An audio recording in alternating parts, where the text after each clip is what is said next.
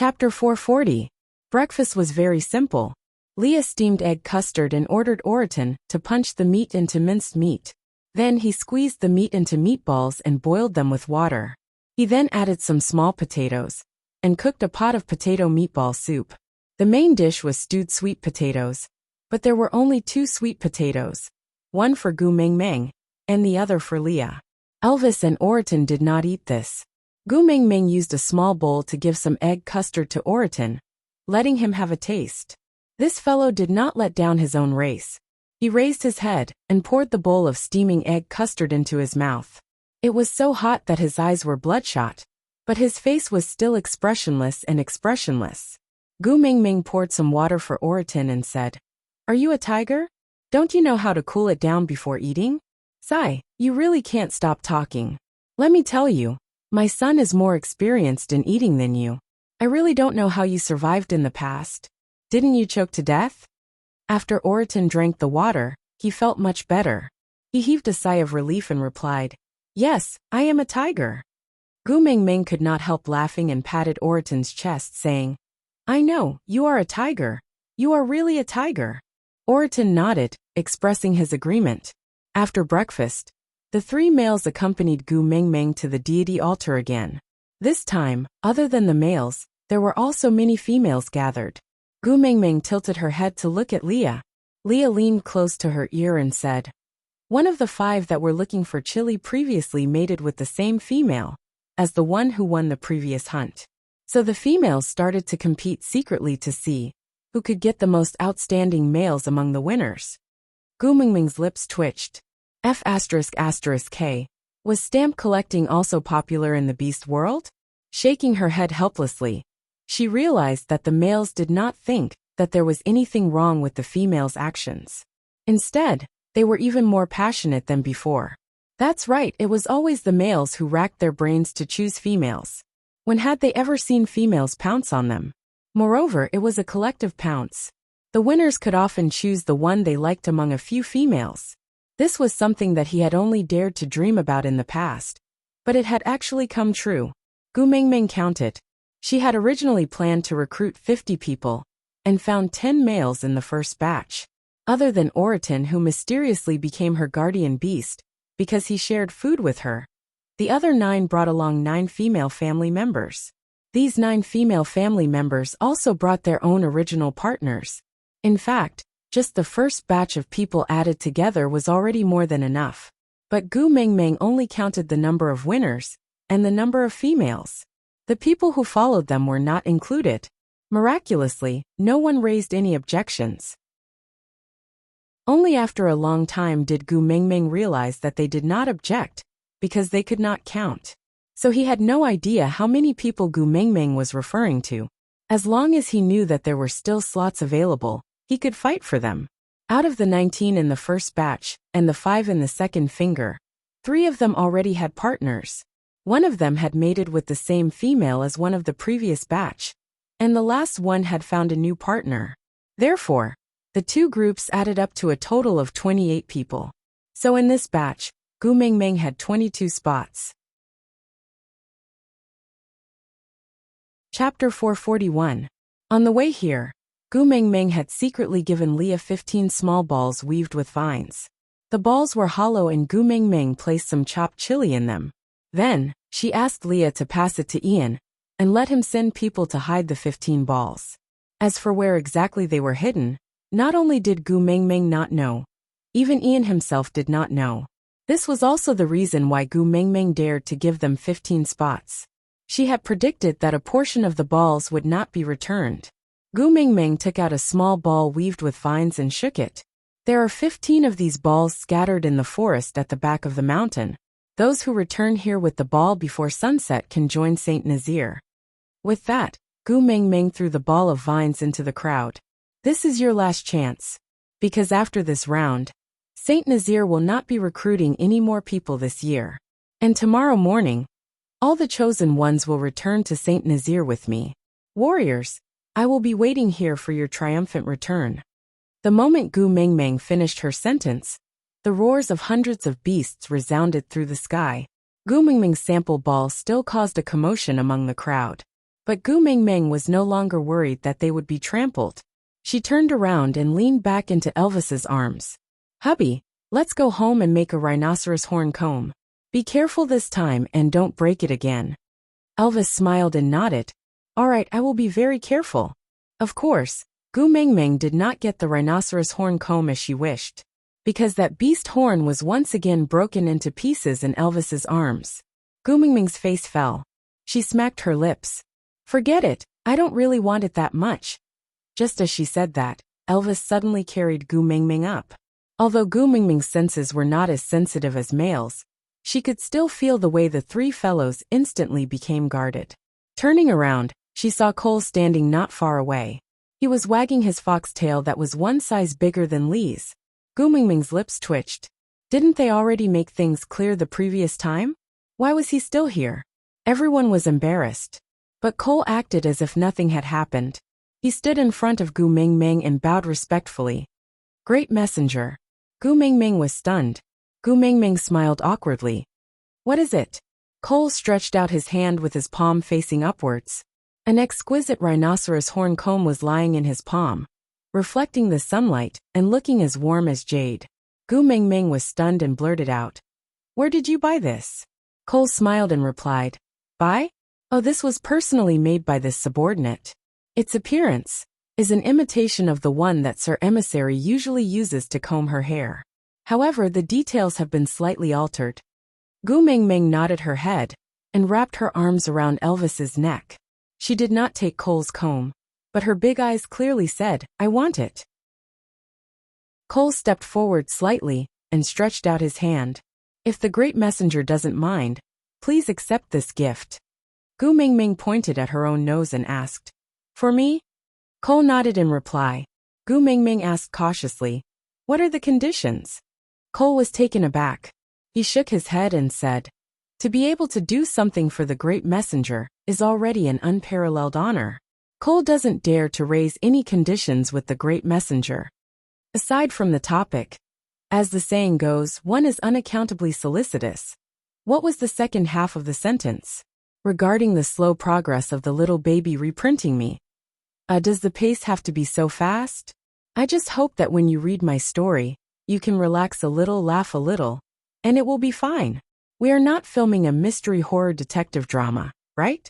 We don't even know what we are acting after returning from the toilet. Isn't it good to slow down the pace and have fun together? Chapter 442. Gu Mingming frowned, and her gaze was filled with wariness. She said faintly, "One who is unaccountably solicitous is hiding evil intentions." Cole smiled elegantly and said, "If I have to choose, I will choose the traitor." Gu Mingming roared in her heart. "Can you keep away that gentlemanly smile on your face when you say such frivolous words? It's so out of place." Gu Mingming hugged Elvis's neck tightly and looked at Cole with a wary expression. "Forget it, I don't want your comb. You can take it back to comb your own fur." Cole looked at his own tail and said, "Thank you, great messenger, for your concern. But the fur of our snow fox tribe doesn't require any special care. As long as we switch between our human and beast forms, the dirt will be squeezed out, and it will naturally be fluffy. So I don't really need this comb." Gu Mingming shook her head and said, "Then I don't care. You can deal with your things as you see fit." Cole was puzzled and asked, "But great messenger, didn't you always want a comb?" Gu Mingming rolled her eyes and shook her head. "Sigh, males will always be males. No matter how smart they are, they will never understand what a girl is thinking." Cole blinked his eyes and said as if he was suddenly enlightened, "Great messenger, please don't worry and accept it. Although Cole hopes to become your beast pet, but if the great messenger is not willing, Cole will definitely not dare to offend you. Please pretend I didn't say anything just now and accept this comb." Gu Mingming shook her head and said, "I appreciate your kindness, but I really can't accept your things. I do want a comb, but I want the comb that my husband made for me." Cole was even more puzzled. Elvis's clumsy look showed that he had already failed twice, and did not even manage to make a prototype. Although there was a finished wooden comb, the texture was nothing to write home about. But this comb of his was different. Whether it was polishing or carving, he had put in a lot of effort. He had shown it to the females in the tribe before, and even the tricky and arrogant females of the Snow Fox tribe loved it. By right, most females should not reject it. What's the difference? Cole tried his best to be tactful, because he already knew Gu Mingming's temper very well. If anyone dared to say anything bad about her family in front of her, she would immediately explode. Gu Mingming acted like an experienced expert and said, "Of course it's different. The difference is huge." Cole nodded his head doubtfully and thought to himself, "That's right, Elvis's wooden comb is so ugly. It's definitely different from the one I made." But Cole was very smart and did not say it out loud. He only continued to ask, "Great Messenger, please tell me, which part of this comb does not satisfy you? Cole will go back to refine it now, and before you leave tomorrow, I will definitely make a comb that you will be satisfied with." Gu Mingming shook her head and said, "It's not a problem with the comb. It's a problem with the person. Don't you understand? What I want is the thought of my husband when he is designing an item for me, not the comb itself. As long as it's made by him, I like it." Cole revealed an envious look and felt a little disappointed. "If it wasn't for Sir Elvis, I wouldn't have been able to?" Gu Mingming nodded and said, "If it wasn't made by Elvis, I wouldn't want it no matter who gave it to me." Cole glanced at Leah and asked again, "Leah, even if it was Sir Elvis, wouldn't it do?" Aside from the topic about Leah recently, I saw that many readers were worried for him, and there were a lot of calls for Gu Mingming to forgive him. But I clearly remember that in the part between him and Nina, you guys wanted me to write him to death and torture him to death. Didn't you say that if he made Gu Mingming sad, he shouldn't be forgiven? Do you guys even have a standpoint? Alright, compared to you guys, I'm the one who has no standpoint. I don't want to see my babies suffer. So I'll give you the process. Next would be the last wave of torturing Leah. After that, Gu Mingming would give him an identity to stay by her side. It would not be a one-sided pestering by Leah shamelessly, but an identity that Gu Mingming acknowledged. They would become a family, but the mating would have to wait because I still have some matters to settle. We'll talk about Lee's advancement after I'm done. Then, will my babies be at ease? I want to see you guys laugh, and not see you guys being distressed. Do you understand? Chapter 443. F********. He actually dug a pit for me. Gu Mingming roared in her heart. She forced a smile and said, "My Lee's hands are used to treat and save people. What if he gets injured? That is such a precious pair of hands. How could he do such a thing?" Gu Mingming's magnified disdain successfully covered the stiff smile on her face. Cole replied with an, "Oh," and did not say anything else. He just placed the comb on a huge rock outside the stone house and said, "Since the great messenger doesn't like it, there's no use for me to keep it. Then I'll leave it here. Whoever likes it can take it." Gu Mingming did not reply to Cole. "If there's nothing else, please go back. We have been busy the entire morning and are preparing to start cooking." Cole smiled bitterly, his face carrying a tinge of desolation. "Cole knows that all of you did not prepare any food or air for me. Cole has already wasted too much of the great messenger's air today. Cole will take his leave. Goodbye." Gu Mingming waved her hands cheerfully. Then, she hugged Elvis's neck and allowed him to carry her into the house. Once Cole walked far away, Elvis slowly opened his mouth. "Xiaoming, don't worry. I will definitely make a better one for you." Gu Mingming smiled. "Actually, I don't really like it. Our wooden one can also be used." That night, 12 males brought Gu Mingming's handmade rattan balls back to the deity altar. Gu Mingming opened them one by one and confirmed that they were all her handiwork. Among the 12 men, 4 of them already had a partner, while the other 8 were captured by the 4 females on the spot. And these 4 females had already mated with the warriors from the previous 2 rounds. Among them was Mandy, who had already mated with 2 males who had obtained the right to join Saint Nazir. Gu Mingming calculated. This time, excluding the family members brought by the females, they had recruited 44 people. This was about the same as her original estimate of 50. It was acceptable. Thus, Gu Mingming stood on the deity altar. Under the bright moonlight, she posed as God loves the world. Congratulations to all the warriors who have obtained the right to join. From today onwards, you are the tribesmen of Saint Nazir. My family, my friends, and my partners. I will lead everyone to a well-off life. Although no one knew what a well-off life was like, it didn't affect everyone's excitement. There was no habit of clapping here. So when Gu Mingming finished her words, the males started roaring loudly. Gu Mingming had been scared a few times, and was already used to it.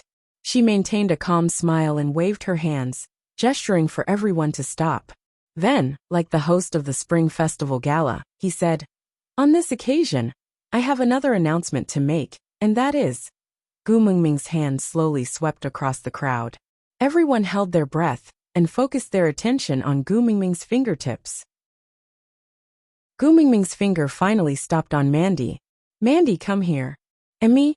Mandy was a little flustered. She didn't know if it was a good or bad thing for Gu Mingming to ask her to go up the stage. She was rather timid, but didn't dare to disobey Gu Mingming. Hence, she could only let her partner escort her to the side of the altar. Then, she climbed up and stood beside Gu Mingming. Gu Mingming sent him off, and once again felt the malice the world had towards her. Chapter 444. Gu Mingming sighed and waved at Elvis. Elvis and Leah exchanged glances before both of them transformed into their beast forms and walked up the stage with lazy and calm steps. Before they went up the stage, they even gave Oriton a look. Oriton, who had facial paralysis, was taken aback for a moment before he also transformed into a white tiger and followed Elvis and Leah up the stage. Elvis bent his front legs and gestured for Gu Mingming to get on his back. Gu Mingming was quite surprised. She had originally wanted Elvis to carry her, so that she could not reach Mandy's head. But when Elvis and the other two walked up in such a flashy manner, Gu Mingming instantly felt that she was much more pretentious. Imitating the European ladies, she adjusted her skirt and sat on Elvis's back. Elvis straightened his body and looked down on the crowd. Leah and Oriton, one white tiger and one white fox, stood by Elvis's side like protectors. They did not speak, but exuded a dignified aura that no one dared to offend. Gu Mingming did not know that at that moment, her image in everyone's eyes was that of a goddess descending to the world. She was so beautiful that nothing could compare to her. Her entire body was glowing with a fluorescent white light, attracting everyone's attention. She was beautiful but not bewitching, delicate but not glamorous. She was like a flower blooming on a precipice, protected by the steepest and hardest mountain. She was so delicate that she could not even be grasped, but could only be viewed from afar. No one could cross the 3 mountains to get close to her. Gu Mingming took the flower garland she made and placed it on Mandy's head. "In the name of the messenger of the beast deity, I announce that the champion of this year's most beautiful female competition is Mandy. Not only is she the most beautiful female in Saint Nazir, she is also the most beautiful female in the beast world." What? Mandy was so shocked that she could not speak. She was no longer the most beautiful female in the tribe. She was the most beautiful female in the beast world, and appointed by the messenger of the beast deity. Gu Mingming sat on Elvis's back and hugged Mandy gently. "I hope that you not only have a beautiful appearance, but also a kind heart. Cherish your partner like you cherish your own body. If you can do it, you will become even more beautiful." Mandy nodded with tears in her eyes. "Lord Emissary, I can definitely do it." Gu Mingming smiled in satisfaction before releasing Mandy's hand. "Tomorrow morning, all the tribesmen of Saint Nazir shall follow me back to the tribe." "Yes, yes, yes." The deafening roar gave Gu Mingming a response. Gu Mingming patted Elvis's back lightly, and he understood that it was over. So, he carried Gu Mingming down the altar and walked towards the stone house with his head held high and chest puffed out. Halfway there, Gu Mingming laughed out loud and said, "Hey, how long are you guys going to be so stubborn? There's no one else here. Let's change back. This is so awkward. I feel like I'm an animal trainer in a circus." Leah was the first to transform back into his half-orc form and carried Gu Mingming from Elvis's back. Then, Elvis also transformed back into his human form and carried Gu Mingming into his arms. Oriton did not have much of a presence. He stood silently behind Elvis and Leah, and transformed back into his human form. Leah knew that Gu Mengmeng did not like others to expose certain parts of her body, so he had long prepared beast skin dresses for the three of them, and immediately wore them after transforming. Chapter 445. Gu Mengmeng counted with her fingers and smiled like a nouveau riche. She snickered. 16. Elvis did not understand. He looked at Leah and then at Gu Mengmeng. 16 what? Females. Gu Mengmeng kicked her legs in excitement. We've earned big this time. Oh my God, bringing back 16 females in one go. Every single one of them is a complete female, and they're all the top beauties in their respective tribes. Just thinking about it makes me happy. So many. Elvis was clearly shocked. He looked at Leah. Seeing him nod, he looked at Gu Mengmeng. Xiaomeng, you're too amazing. There's never been a tribe that could have so many complete females at the same time. Gu Mengmeng used her thumb to scratch her nose. She said proudly, That's right. Don't you know what kind of person your wife is? Messenger of the beast deity. Mighty One. Gu Mengmeng specially emphasized the word Mighty One. She could not help but laugh. She wrapped her arms around Elvis's neck. Now Saint Nazir will become the biggest tribe very soon. Elvis did not understand. Didn't you just take in 50 people? Gu Mengmeng stretched out a finger and waved it, making a no expression.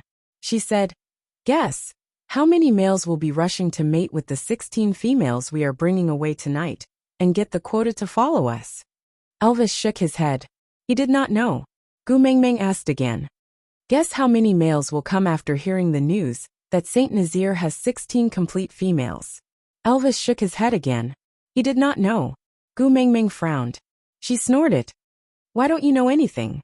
Elvis pinched Gu Mengmeng's little face with a smile and said, I only know that with 16 complete females in Saint Nazir, you can disperse the covetous gazes of those single males in the tribe. Bring them back. There's one less partner to mate with. It's best if all the mating problems in the tribe are solved. Then I'll be at ease. Gu Mengmeng burst out laughing. She pouted. Annoying. How am I so popular? Not everyone in the world likes me. Elvis held Gu Mengmeng's face. He kissed her cheeks. Yes, you're the only one I like in my entire world. Gu Mengmeng's heart skipped a beat, and the expression on her face melted from smiling. She melted into a puddle of water, and melted into Elvis's arms. The next morning, when everyone set off in the opposite direction, Cole brought along the snow foxes to send them off. He brought along 7 to 8 beast skin bags filled with rhinoceros-like beast horns. Gu Mengmeng wanted to reject, but Cole said, This is a gift from Sauter to the mighty messenger, and not from me personally, so please accept it. Gu Mengmeng could not reject them, but after thanking everyone, she handed it over to Leah, and asked him to arrange for someone to keep it for her. But as soon as he turned around, damn it, his nose started to bleed. Up to 100 snow foxes were wagging their furry tails in front of Gu Mengmeng. Their fox ears quivered, and their little claws played around with their ears from time to time. If not, they would stick out their little tongues and lick them lightly. Chapter 446. Mengmeng, the little wolves are still waiting for us at home. Leah said sourly. Gu Mengmeng looked at that little dodgy, and thought about her 4 sons. She clenched her teeth and said, Everyone attack. Everyone looked at each other. Elvis carried Gu Mengmeng on his shoulder and shouted, Move out. His deep voice was deafening. After hundreds of responses, a group of people left Sauter in a mighty manner. Cole stared at the disappearing back view of Gu Mengmeng and the rest. He lowered his head and thought for a moment. So she really likes the fox's tail. If I had used this earlier, maybe I could have kept the great messenger here? On the other hand, not far from Sauter, the group entered the forest. There were trees here to provide shade, and it was relatively easier for the females. Although it was a slight detour, Elvis was very happy. Every day that he could delay his return was one day. Once he returned to Saint Nazir, those 4 ancestors that he could not even scold would snatch his wife away. They were such terrifying opponents. This was the first time in his life that he could not gain any advantage, even when he teamed up with Leah. As long as there was a conflict with those 4 demons, his wife would unconditionally stand on their side regardless of whether they were right or wrong. Even if she did not understand what they were saying, it did not hinder her from sharing a common enemy. If there was anything that Elvis regretted in his life, it would be believing in that damned rumor. To make Gu Mengmeng love him more, he made her pregnant and gave birth to those 4 damned fellows. Did she come out to help him fight for his affection? Did she come out purely to fight for his affection? He personally found 4 love rivals for himself. 4. They did not walk far in the forest before a few familiar people blocked Gu Mengmeng's way. Gu Mengmeng raised her brows and smiled. "Io, isn't this Ellie? What's wrong? You're so sentimental that you're here to send us off?" Ellie twisted her fingers in a wronged manner. She looked like she wanted to say something but stopped herself. She forced herself to put on a show. Gu Mengmeng smiled. "All right, you have already sent us off. I appreciate your kind intentions. I will see you later." With that, she led the group to continue walking forward. Lord Envoy, Darch blocked Gu Mengmeng's path. Although he was ashamed, he still opened his mouth and said, "Mighty messenger, can you let us follow you back to Saint Nazir?" "Oh, I guess no one remembers who Ducky is? Don't worry.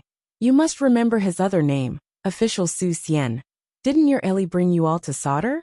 Then for the people from Sauter to follow me back to Saint Nazir. Isn't that against the rules?"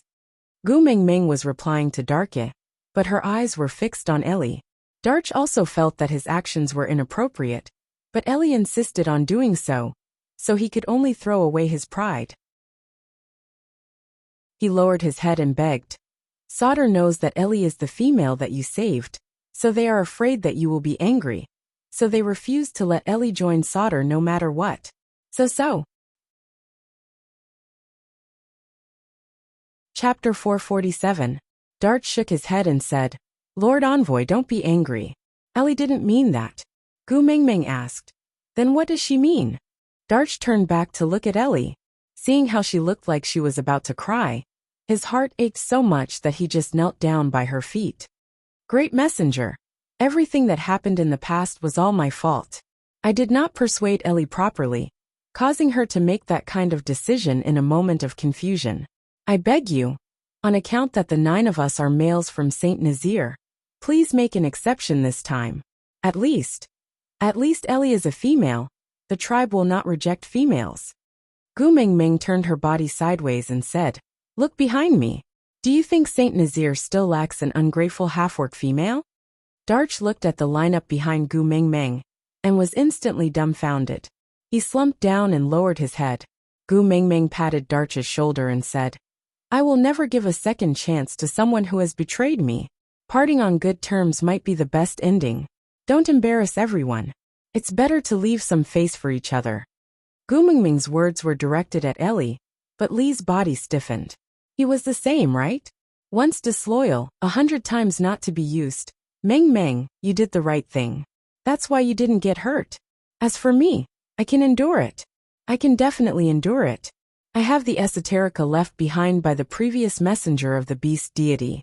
Seeing that the big tribe was about to leave without any hesitation, Ellie shouted at the top of her lungs in desperation. Gu Mengmeng glanced sideways and sneered. 300 poems of the Tang dynasty? I don't need to look at it to write a copy for you. If you like it, keep it for yourself. Ellie shook her head and slid in front of Gu Mengmeng. She opened her arms wide and blocked Gu Mengmeng's path, saying, "Dream Realm. I know about the Dream Realm." Gu Mengmeng squinted her eyes. This was indeed what she lacked. The things left behind by the previous messenger of the beast deity were too fragmented, and it was very difficult to piece together the complete information. The only thing she could not understand from the fragmented information was the word dream. Was it a coincidence? Gu Mengmeng squinted at Ellie. Ailey bit her lower lip and said, "I used to be the Snake King's attendant and slipped out of the Snake King Valley because I was playful. Now I can't find my way back. I only hope to find a tribe that can shelter me." Gu Mengmeng said, "Discussing a deal with me? That's fine too. Tell me your bargaining chip. I'll see if it's worth wasting Saint Nazir's food and air for you." Ellie clenched her teeth, removed a piece of scale from her abdomen, and passed it to Gu Mengmeng. Ellie's scale was very big, about the size of Gu Mingming's palm. On it, a few simplified Chinese characters written at a kindergartner's level were written crookedly. When your actions deviate, the beast deity will appear in your dreams and guide you in the right direction. Gu Mingming did not doubt that the words written on the scale were left behind by the previous messenger of the beast deity, because no one in this world could read. Even the Snow Fox tribe in Sauter had forcefully worshipped the 300 poems of the Tang dynasty as a sacred relic for 1,000 years.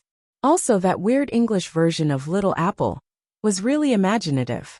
Gu Mingming rubbed her chin and looked as if she was in deep thought. She said, "This is a fake. The markings on it were not left behind by the previous messenger of the beast deity." Chapter 448. Gu Mingming smiled slyly and leaned forward slightly. She looked at Ellie as if she was looking at an idiot and said, "Do you think that I can't differentiate the markings used by messengers?" Ellie bit her lower lip and her face turned pale. She stared intently at Gu Mingming's eyes and said, "Although this is a copy, the information on it cannot be wrong. I drew it exactly the same. If you don't believe, you can go to the Snake King Valley and compare it with the original one." Gu Mingming laughed and said, "You, who was born in the Snake King Valley, can't even find the way back and you want me, an outsider, to find it? Moreover, if I have the original Snake King, would this fake one of yours still have any value?" Ellie was taken aback and finally started to panic. She said, Then you are not willing to let me return to Saint Nazir?" Gu Mingming shook her head and said, "That's not it. Although it is a fake, the information on it should be real. Since I have received the information, I will keep my promise and let you return to Saint Nazir. But you must remember, although the information on your scale is real, it has no value to me. I let you come back because of your 9 partners who left Saint Nazir. If one day, the 9 of them are injured, Saint Nazir and I will not let you off." Ellie understood that Gu Mingming was not allowing her to treat the 9 of them as food reserves during winter. Clenching her fists, Ellie nodded her head respectfully and said, "All right, I understand. Thank you, great messenger, for your tolerance." Gu Mingming waved her hands and said, "All right, let's continue forward." Elvis and Leah exchanged glances, but did not ask Gu Mingming what the information on the scale was, as if they had a tacit understanding.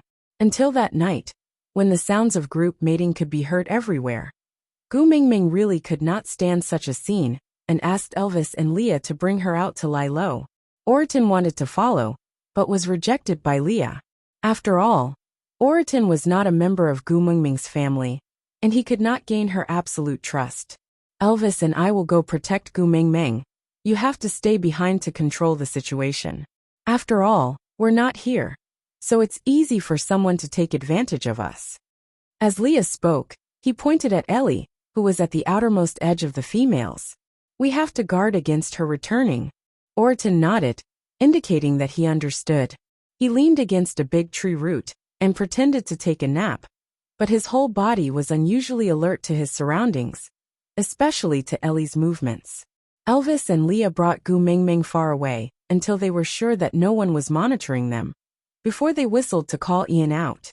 Gu Mingming took out the snake scale and passed it to Elvis. Elvis frowned in disdain and said, "I don't touch other females' things, it's disgusting."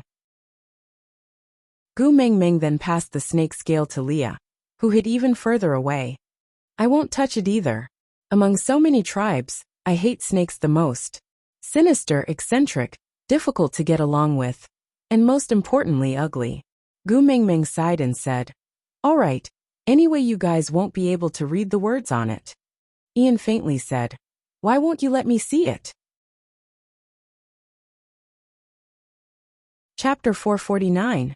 Gu Mingming reached out and passed the snake scale to Ian, saying, "Here, take a look." Ian turned his head and said, "I won't look either." Gu Mingming, "So you are just teasing me?" She wanted to yell, but then she thought about it and realized that Ian had suffered quite a lot. He had come to seek refuge with her openly, but now he was acting like an illegitimate child, hiding in the dark every day to protect her. It was normal for him to throw a little tantrum, so she held it in and did not say anything. She just kept the snake scale and continued. The message on this snake scale says, when your actions deviate, the beast deity will appear in your dreams and guide you in the right direction. Leah was taken aback and asked, are you sure this message is real? Gu Mingming nodded and said, the words on it are the simplified Chinese used in our world. It is the same system as the 300 poems of the Tang dynasty provided by Sauter. By right, Sauter should be the race that came into contact with this language the most, but even the people of Sauter don't know how to write, so it's even more impossible for Ellie to change the message on it. Leah asked again, but you could tell it was a fake at one glance. Gu Mingming smiled and said, when I was in Sauter, I saw the previous messenger of the beast deity's plaque. Those few words were written with a good foundation, and were obviously different from the kindergarten words on Ellie's scale, so it was not difficult to distinguish them. Moreover, the previous messenger had been dead for more than 1,000 years. If Ellie was not by Suzhen, she would not have had the chance to meet the messenger of the beast deity, and let the messenger carve words on her body. If the words were not carved on her body by the messenger, then it can only be a fake. Leah nodded and smiled. My Gu Mingming is so smart. Gu Mingming turned her head away with a look of disdain and said, such a big loophole. If Ellie expects me to believe that her scale is the real deal, then she is really stupid. Elvis frowned and asked, so, have you ever dreamed of the beast deity? Gu Mingming shook her head and said, never. After I transmigrated, I almost never dream. Even if I do, I don't remember most of it the next day. I don't have any impression of the beast deity. Leah and Elvis exchanged glances, then Leah said, if you did not dream of the beast deity, then it proves that there is no deviation in your current course of action, right? Gu Mingming did not know how to explain. She nodded after thinking for a while and said, it should be something like that. Lee's expression was a little complicated. He lowered his head slightly and hid his facial features in the shadows of his silhouette. He said slowly, that is to say, from the moment you joined Saint Nazir, to mating with Elvis, giving birth to Hutta and his brothers, to coming to Sauter to participate in the beauty pageant, and exposing your identity as the messenger of the beast deity, then bringing 16 new females and many powerful males back to Saint Nazir to strengthen the tribe instead of staying in Sauter. All these were the will of the beast deity. Chapter 450. Leah remained silent for a moment, then looked up under the moonlight. Smiling as gentle as the moonlight, he said, no, if you do something wrong, the beast deity will definitely guide you into the dream realm. So the beast deity also agreed to take me in as a beast pet. Gu Mingming tilted her head, feeling a flock of crows flying past her head. Ignoring Leah, Gu Mingming fiddled with the snake scale in her hands and said thoughtfully, should I do something out of bounds to verify the information left behind by the previous messenger of the beast deity? After all, the esoterica she left behind is not very reliable. Elvis gently tucked Gu Mingming's stray hair behind her ears and asked gently, what do you want to do? Let me help you. Gu Mingming blinked her eyes and said, I don't know. I have no clue at all. Elvis kissed her forehead and said, it's all right, just let nature take its course. When the day comes when you want something, I will definitely help you achieve it. Gu Mingming squinted her eyes and kissed Elvis's face, saying, hubby is so reliable. Ellie's scale was kept by Gu Mingming. Then she turned to look at Ian and said, is there anyone unusual among the new batch of people? Ian's gaze shifted, and after sweeping across Elvis and Leah, he said, isn't the most unusual one your new lover? Gu Mingming was taken aback and said, what new lover? When did I have a new lover? Ian said, he stands beside you every day with Elvis and Leah. If he isn't a new lover, then what is he? Gu Mingming suddenly realized that Ian was referring to Oriton and said, he is just sharing meals with us. He isn't a new lover. Ian laughed coldly and said, this majestic group of people all respects him as Lord Oriton. If he isn't your new lover, why is he being addressed as Lord? Gu Mingming choked.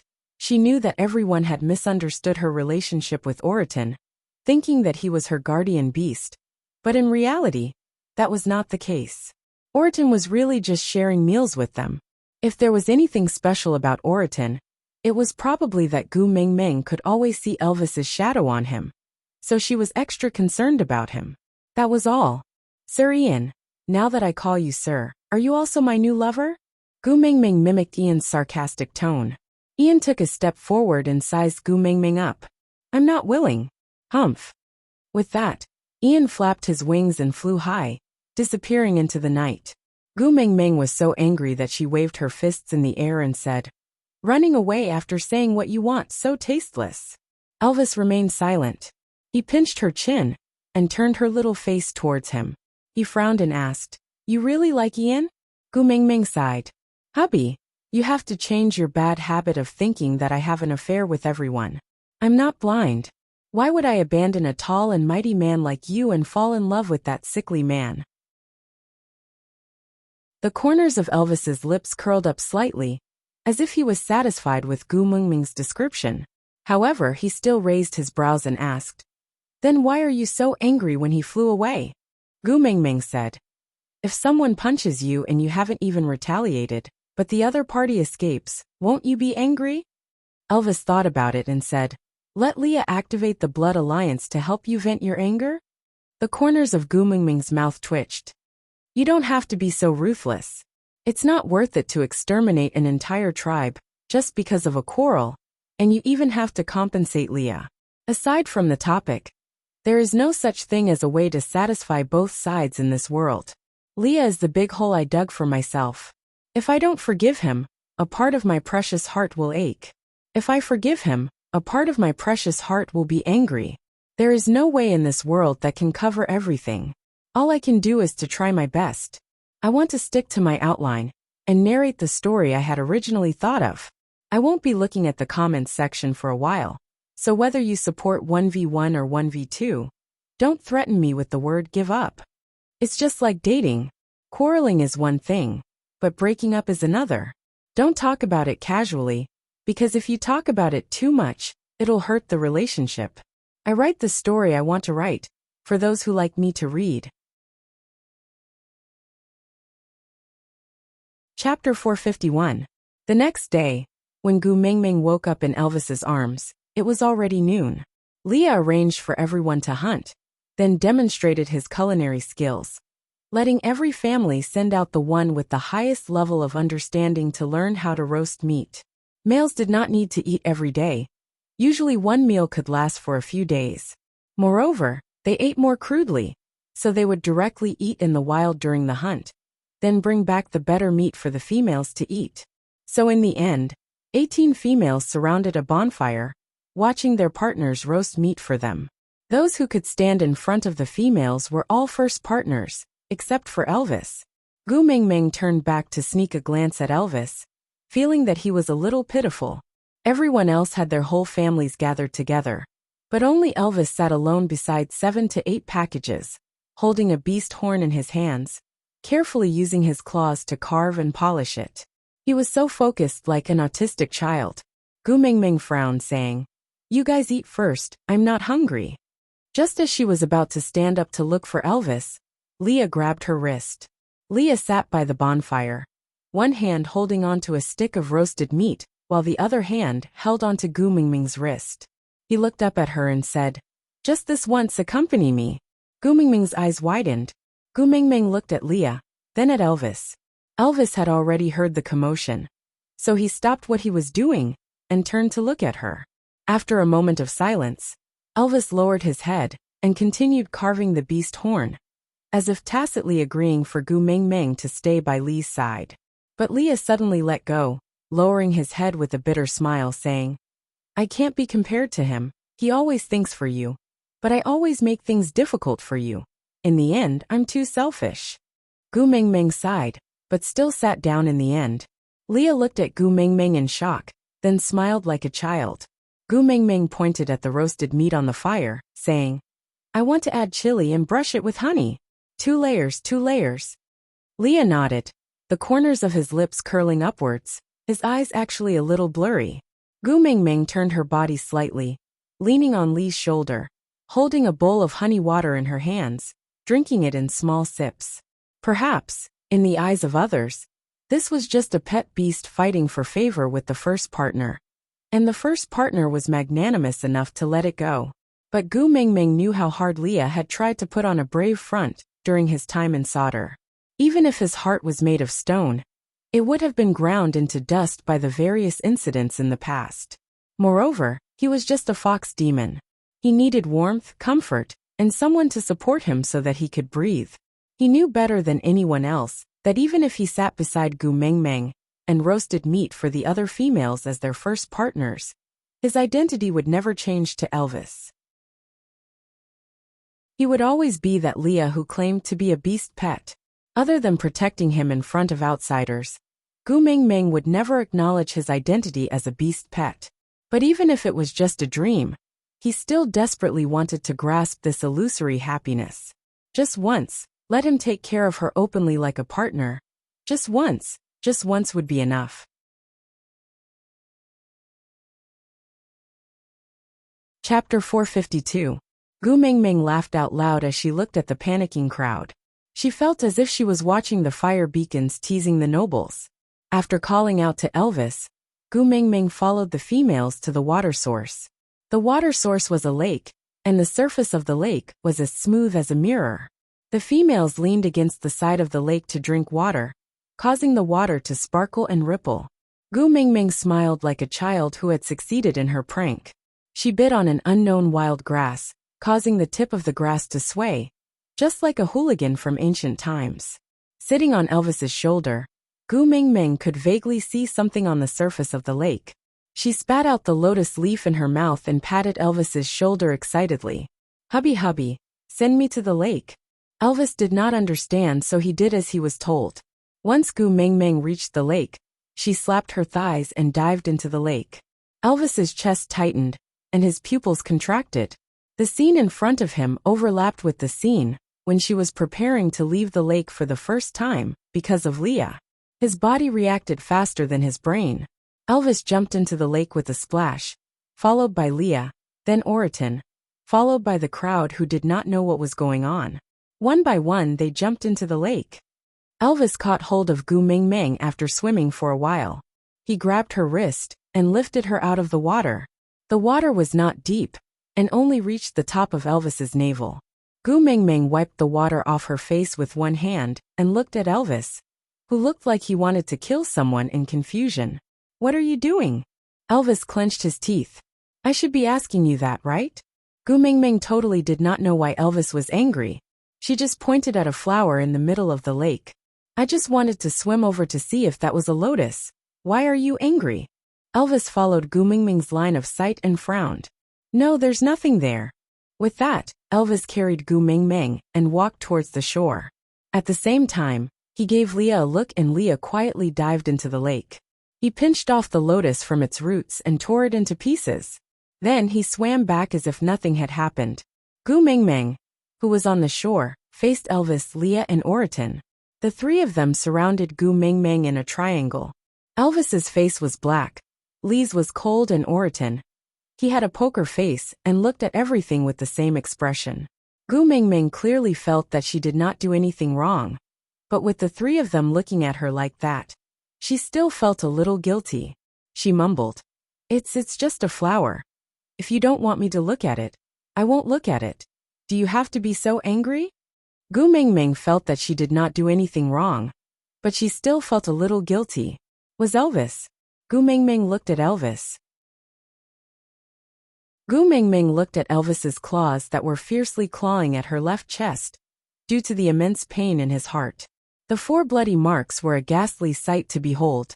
Gu Mingming went forward to hold onto Elvis's wrist and said in a panic, "What are you doing?" "I'm just swimming and looking at the flowers." "Did you have to dig out your heart and commit suicide when you were only 200 meters away?" Chapter 453. Gu Mingming was dumbfounded and asked, "What second time? Didn't I just go into the lake?"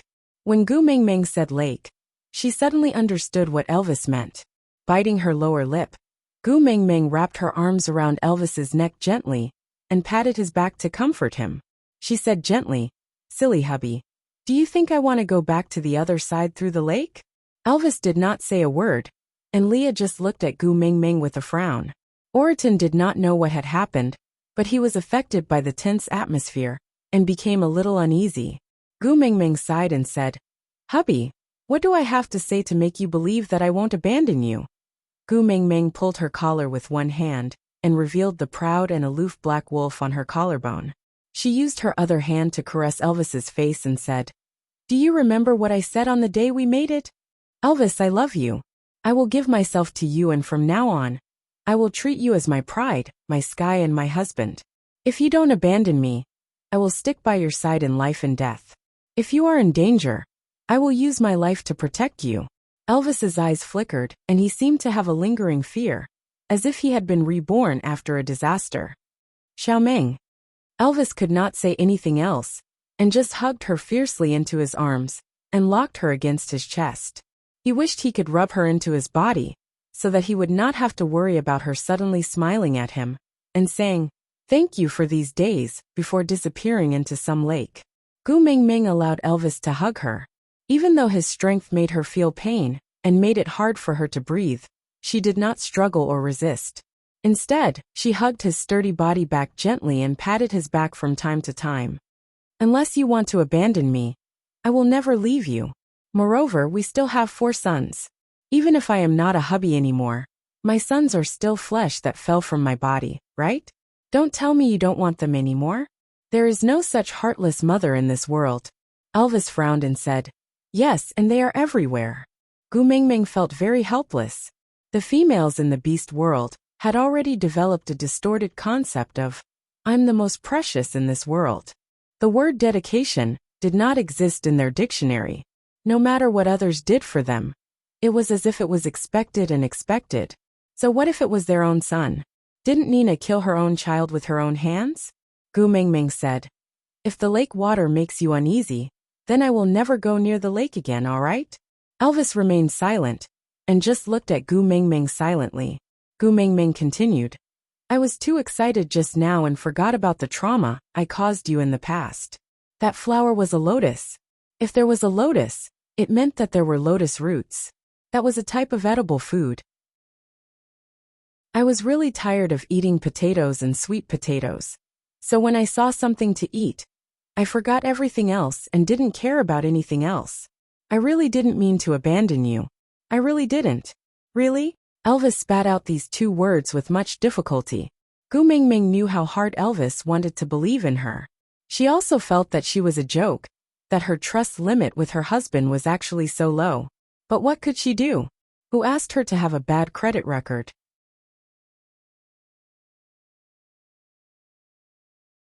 Chapter 454. Elvis then slowly loosened his grip. He felt guilty when he saw the wounds on Gu Mingming's fair arms from his hug. He gently touched the red marks on Gu Mingming's body and said, "Xiaoming, I'm sorry." Gu Mingming chuckled and wrapped her arms around Elvis's neck. She leaned into his arms playfully and said, "It's my fault for not being able to give you an absolute sense of security. I will change in the future, so don't be angry, all right?" Elvis kissed Gu Mingming's forehead. Only then did he feel his heart start beating again. His blood started to circulate and nourish his entire body. Leah did not say a word, and just quietly dived back into the lake. When Gu Mingming realized that he was gone, he had already been soaking in the lake for half a day. "Where did you go?" Gu Mingming stood in the shade at the shore and called out to Leah, who had just been called back by Oriton. She looked at his snow-white and fluffy fur that was stained with mud and looked dirty. Leah transformed into a human 3 steps away from Gu Mingming. There was only a puddle of muddy water left on the ground. He then elegantly took the beast skin dress from Oriton and wrapped it around himself. Then, he walked to Gu Mingming and said, "I did not find the lotus root you mentioned just now." Once he said that, Elvis's nerves tensed up again. Gu Mingming held Elvis's hand and turned to look at him. She said, "Keep your uneasiness and listen to my explanation first." Elvis pursed his lips and nodded. Gu Mingming then continued, "Where there are lotus flowers, there will definitely be lotus roots. But they do not appear at the same time. I went into the lake just now to confirm if that flower was a lotus flower, and not to dig for lotus roots. Because lotus roots can only be found after the flower has withered. Leah and Elvis looked at her doubtfully. Gu Mingming really regretted jumping into the lake because of her heartbreak. It was just a moment of recklessness. Now look at how much trouble she had brought to herself. Gu Mingming sighed helplessly and said, "How about this?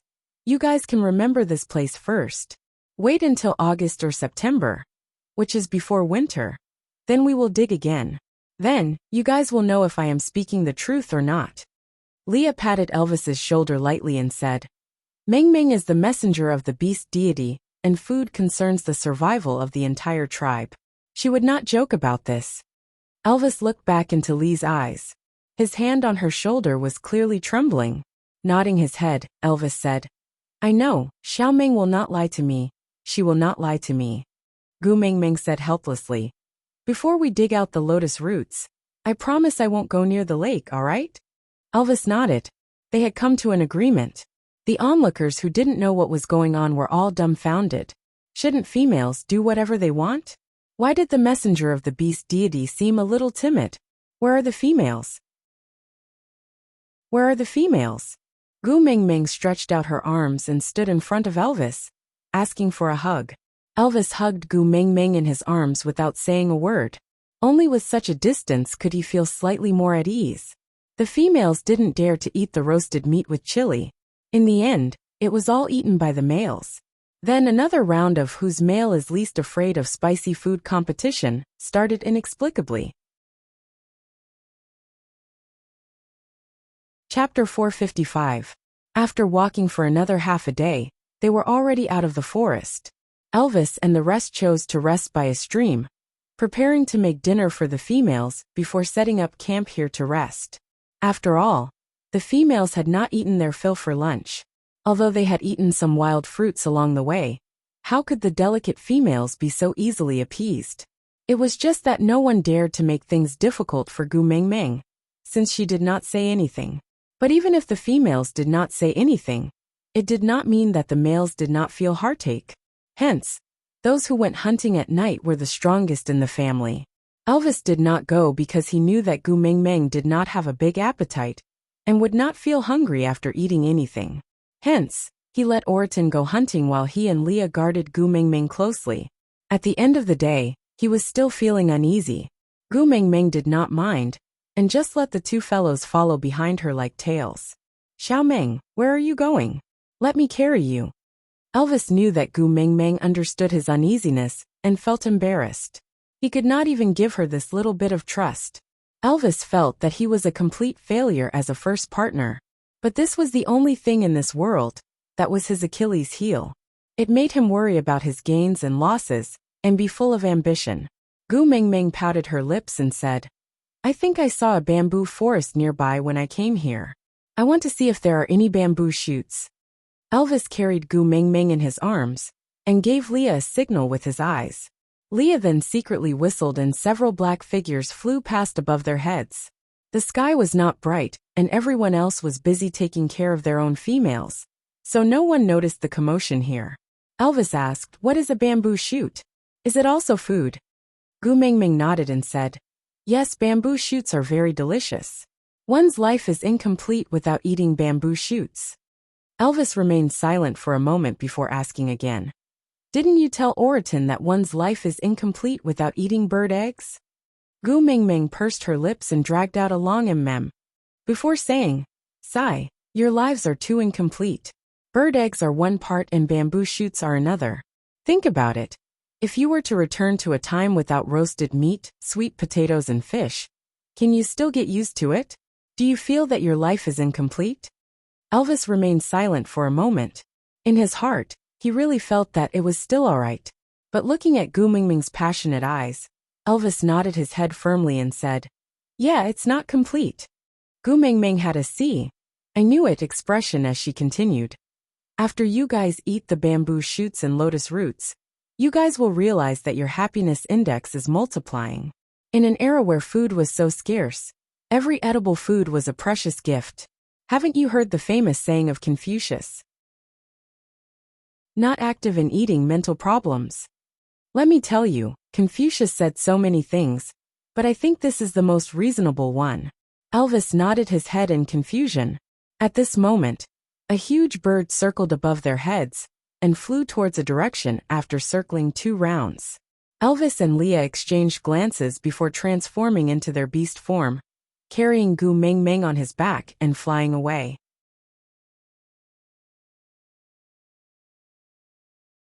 Chapter 456. Gu Meng Meng took a step forward and slapped Ian's chest, saying, "Good man. I didn't expect you to be so capable." Ian frowned and took a step back, saying, "Just talk, don't touch me." Gu Meng Meng rubbed her hands and said, "Leader is the one who can find food. I won't touch you if you say so." Gu Meng Meng left Ian behind her and dashed into the bamboo forest, looking carefully at the ground with her big eyes.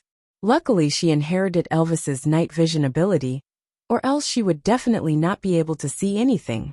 Elvis and Leah were at a loss as they did not know what Gu Meng Meng was looking for, so they could only follow behind her and wait for her instructions. Gu Meng Meng walked for more than 10 steps before suddenly stopping and running away. Elvis and Leah did not understand what was going on, so they quickly followed behind, only to see Gu Meng Meng squatting in front of a bunch of bamboos, rubbing her hands and looking at the tip of the bamboo shoot with the exact same expression as a pervert teasing a little servant girl, smiling slyly. Leah went forward and squatted beside Gu Meng Meng, pointing at the small bamboo shoots, asking, "You want to eat this?" Gu Meng Meng nodded, then turned her head to look around. Leah asked again, "What are you looking for?"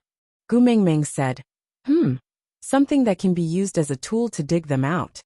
Leah stretched out his hand and pinched the tip of the bamboo shoot lightly, pulling it upwards seemingly effortlessly.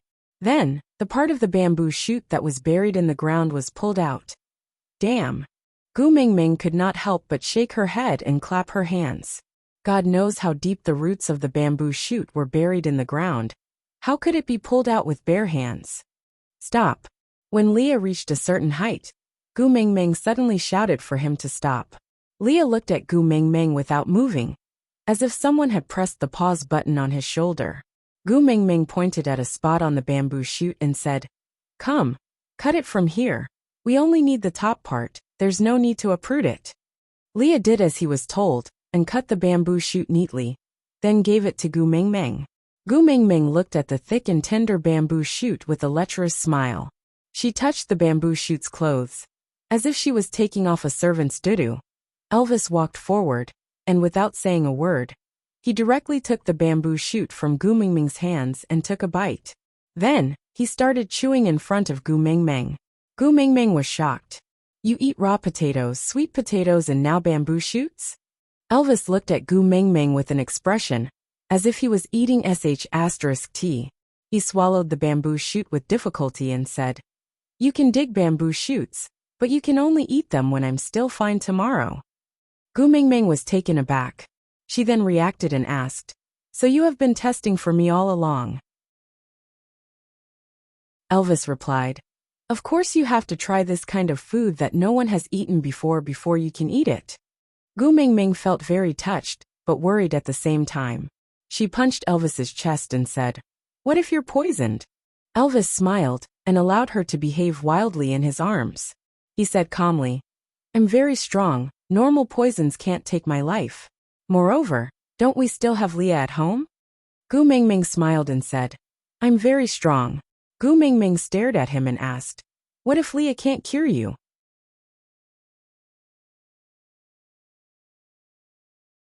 Chapter 457. Gu Meng Meng looked at Elvis and remained silent for a moment. It was undeniable that Elvis's deep love moved her, but accompanying it was a strong sense of unease. Gu Meng Meng wrapped her arms around Elvis's waist and placed her little face on his chest. She said slowly, "You promised not to leave me behind." Elvis hugged Gu Meng Meng back and enjoyed her dependence. "I swear, I will not leave you behind." Gu Meng Meng looked up and met Elvis's affectionate eyes. She raised her eyebrows unknowingly and put on a pitiful expression, saying, "But if you die, won't you be abandoning me?" Elvis leaned over and kissed Gu Meng Meng's forehead. "Silly girl, even if I die, my soul will always be by your side." Gu Meng Meng twitched her lips. "Yeah, your soul will stay by my side and watch how others bully me?" Elvis was taken aback. "No, you will never be bullied by others. Even without me, you still have Leah, Ian and the Eagle Owl tribe, Barit and Oriton, and the entire Saint Nazaire. Gu Mingming said. But they are not my hubby. Without you, my sons and I will become orphans and widows. It will be very pitiful. Elvis was already very happy that Gu Mingming could say that. He did not care if his sons were pitiful or not. But if his death would affect Gu Mingming's life, then he really could not die. After a moment of silence, Elvis passed the bamboo shoot to Leah. Leah was a little surprised. He received the bamboo shoot with both hands and looked at Gu Mingming with sparkling eyes. Can I help you test for poison too? Gu Mingming scooped the bamboo shoot back. Sigh. I feel that I should first make an umbrella. Food should be put aside first. Leah and Elvis were at a loss. They could not understand what she meant. Gu Mingming continued. You guys must have stored all the water in your brains, because you didn't have an umbrella when it rained. Elvis and Leah looked at each other. Then, they shook their heads in unison. Even Ian, who had been standing coldly at the side, tilted his head slightly. Elvis said, There's no water. Leah said, Yeah, I didn't hear any water sounds. Ian, no. Gu Mingming smiled helplessly and said, It's already too deep, I can't shake it out. Elvis thought for a while and said, We've been traveling in the rain since young, so it's not strange for there to be water. Anyway, he hadn't felt any discomfort over the years, so it shouldn't be fatal. So be it if it was deep water. You don't have to make umbrellas anymore. It's so tiring. Generation gap. There must be a generation gap between them. Gu Mingming felt that water must have entered her brain. Or else why would she discuss this topic with these three fellows? Clearing her throat, Gu Mingming returned to the original topic. If you know that something is not poisonous, why must you eat it yourself? Can't you just catch a mouse and feed it? Elvis and Leah were shocked, as if Columbus had discovered a new continent. Gu Mingming waved her hands lightly and said, Keep the admiration on your faces. Keep a low profile, keep a low profile. Leah said, All right, then I'll go catch the mouse.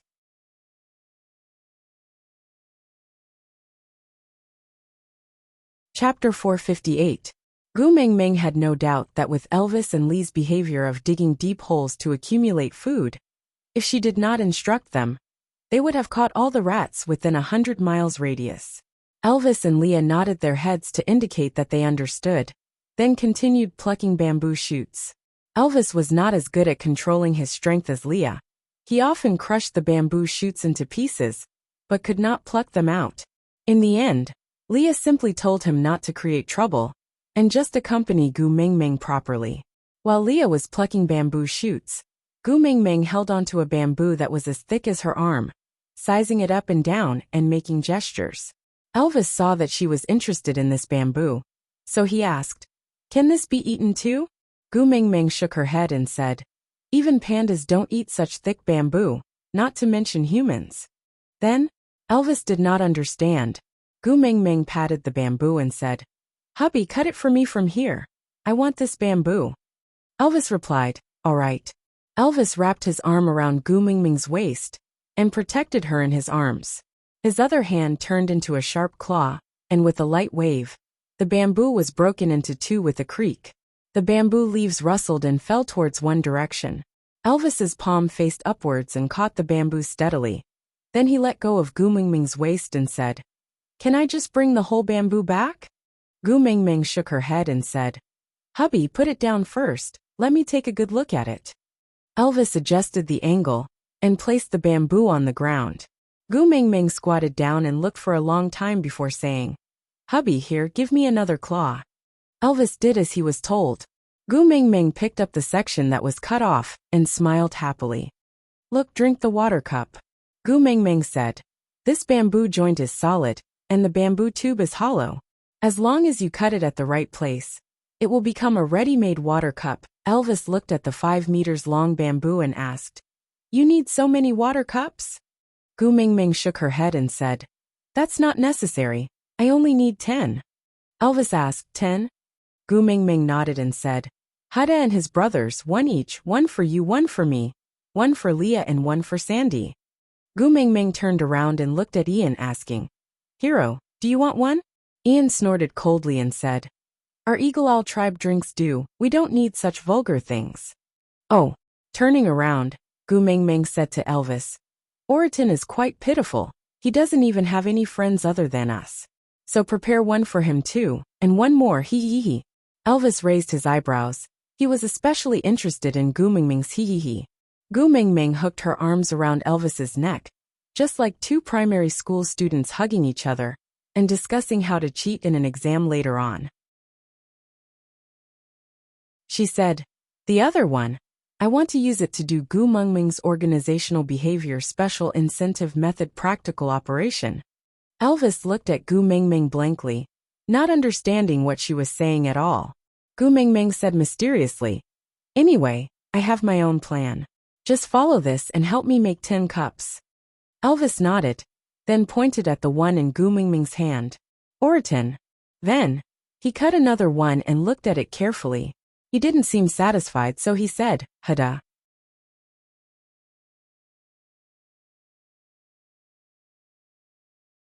Chapter 459.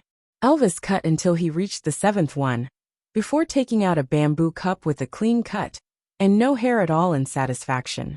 He handed it to Gu Mingming and said, Mingmings. Gu Mingming took over her cup and smiled happily. Elvis cut another one and said, Mine. Gu Mingming took over Elvis's cups, and held them in each hand to study. Meanwhile, Elvis casually cut the remaining 2 cups carelessly. Gu Mingming took out the snake scale that Ellie gave her, and used the sharp edge to carefully engrave the words Gu Mingming on it. Then, she engraved her name on Elvis's cup. She then passed Elvis's cup to him and said, Here, this way we won't get mixed up. Elvis took over the cup, and looked at the mark on it that he did not recognize at all. He would not tell Gu Mingming that even if there was no mark, the orcs would not recognize their own things wrongly. But with the mark she added, this cup looked especially different. After Elvis finished his work, Leah had already plucked bamboo shoots as high as a small mountain. Gu Mingming hurriedly stopped him and said, all right. If you continue, this bamboo forest will not be able to continue. Leave some for others, we just need enough to eat. Leah looked at the small pile of bamboo shoots and frowned. So little? Enough to eat? Gu Mingming said, it's the rainy season now and the humidity is high. If there's too much, it will go bad easily, and it will be a waste. Leah said, can't we pickle it? Gu Mingming's lips twitched and she said, pickle bamboo shoots? Forget it, eat something fresh. How can we always eat pickled vegetables? Leah nodded and said, all right, I'll listen to you.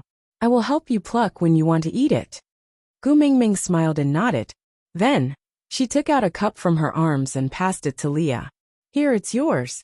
Leah had been listening to Elvis and Gu Mingming's conversation all along, so he knew that one of the cups was for him.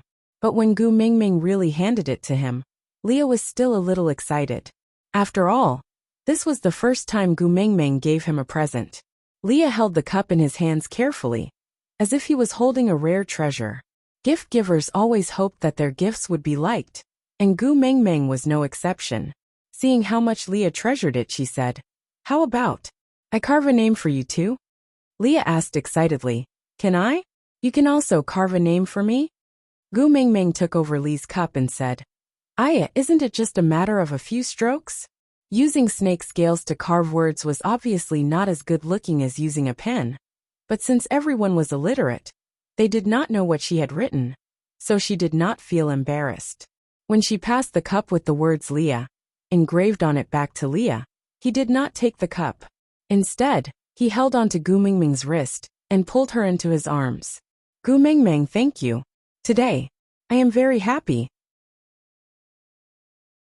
When we were eating, and now, thank you. Gu Mingming was not prepared for Leah to suddenly hug her.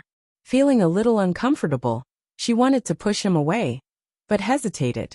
After a moment of silence, Gu Mingming replied, the cup was made by Elvis. When we were eating, it was also you who took care of me. I should be the one thanking you. What you have done for me is much more than what I have done for you. Leah chuckled and slowly let go of Gu Mingming. Then, he used his finger to lift her chin gently and asked, then are you going to repay me with your body?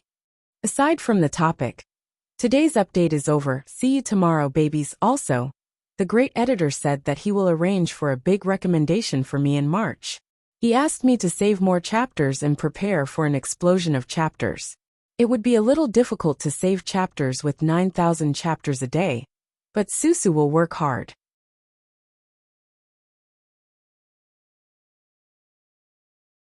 Chapter 460. Gu Mingming replied gently, "Scram." Elvis howled at the sky, scaring Gu Mingming so much that she shuddered. She turned around and asked, "Hubby, what are you doing? Are you excited to see the moon?" "It's not a full moon night today." Elvis carried Gu Mingming and said, "There are so many bamboo shoots, Leah and I can't carry them all. Call the males in the tribe to come over and work."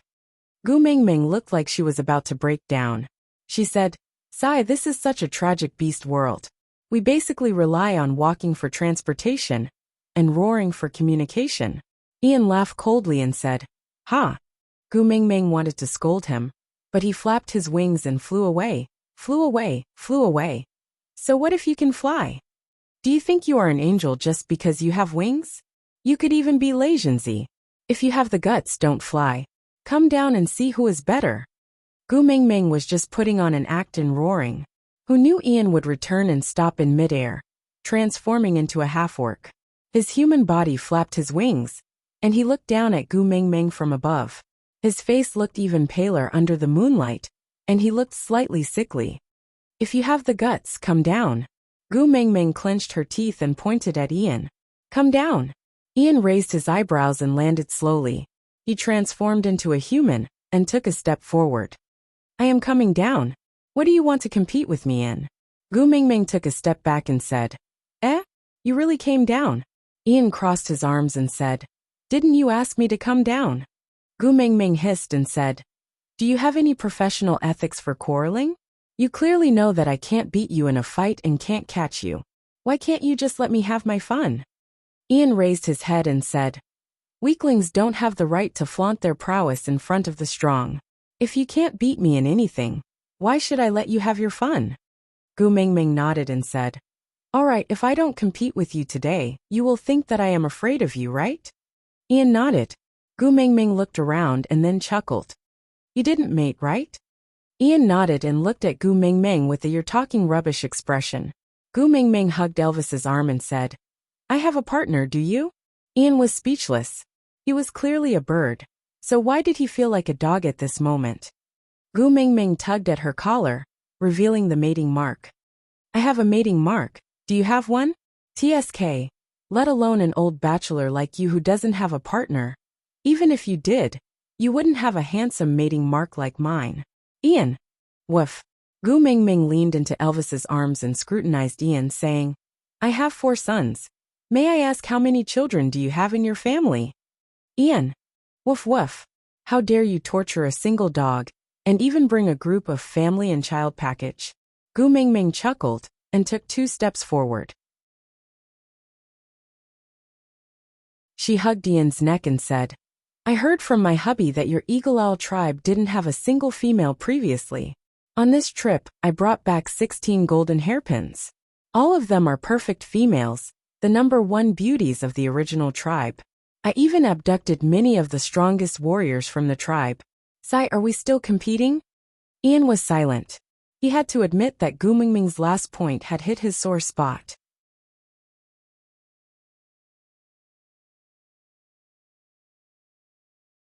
Chapter 461. Gu Mingming laughed slyly, then hugged Ian's neck even tighter. "But since these beauties are now part of Saint Nazir, and the Eagle Owl tribe is also part of Saint Nazir, your tribesmen can also woo these females if they are willing. Being able to fly is a rather awesome additional attribute. I believe many females would be willing to have an air force at home. Of course, since we are so close, I will definitely take care of you first. If you like anyone, I will help you matchmake them. Look, I was the one who matchmade Sandy and Colin. Colin's proposal was pretty good, right? Do you want a similar model?" Ian frowned and looked at Gu Mingming. He could not pinpoint what was strange about it, he just felt that Gu Mingming's tone. He could not put his finger on it. It was mainly because Ian was not a modern person. If he was, He would definitely use an accurate question to reply Gu Mengmeng. May I ask, are you a pimp? What? You don't like my 16 valued females? They are already the first beauty of each tribe. Gu Mengmeng looked at Ian and asked. Ian remained silent for a moment, then asked. The Eagle Owl tribe is your secret power.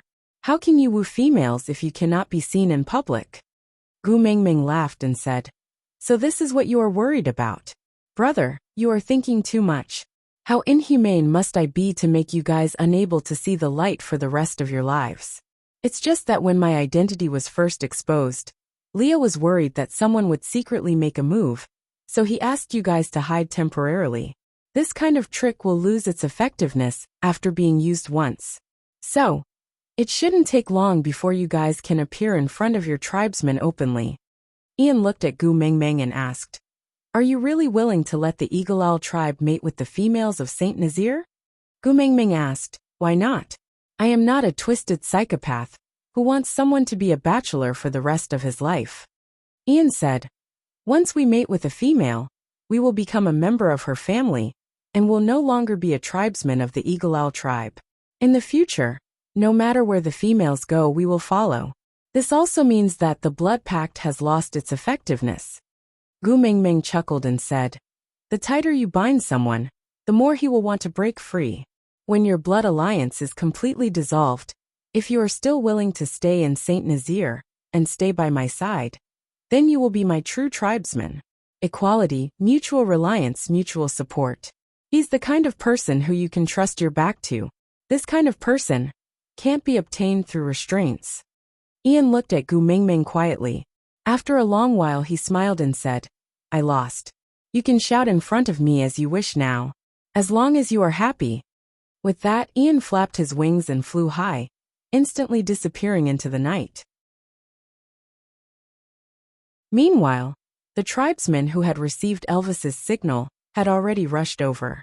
Gu Mengmeng leaned back into Elvis's arms and watched as Leah instructed the crowd to carry the bamboo shoots properly. Everyone was at a loss, but no one dared to ask, What is this? They just followed behind Elvis and Leah in an orderly manner. Leah swayed his large tail and did not look at Gu Mengmeng. He just stared straight ahead and asked slowly, Mengmeng, you don't seem to believe in oaths. Be it what Elvis said, what I said, or what others said.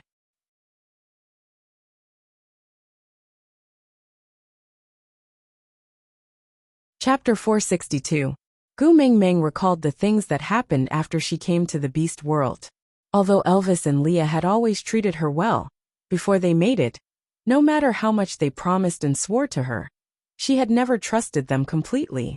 There was always an obvious uneasiness in her heart. Even on the day she confirmed her relationship with Leah, she still thought that Leah would eat her up. After that, after experiencing many things, Elvis's companionship and warmth slowly made her open up her heart. To her, trust was a luxury, and she had once thought that she no longer possessed such an ability. Smiling, Gu Mengmeng replied, Don't believe words easily. People will not betray me. Don't make promises easily. I will not betray others. Haven't you heard of it? There's only a fine line between promises and lies. The former requires the speaker to take it seriously, while the latter requires the listener to take it seriously. So, this is the most unreliable thing. How can I trust it?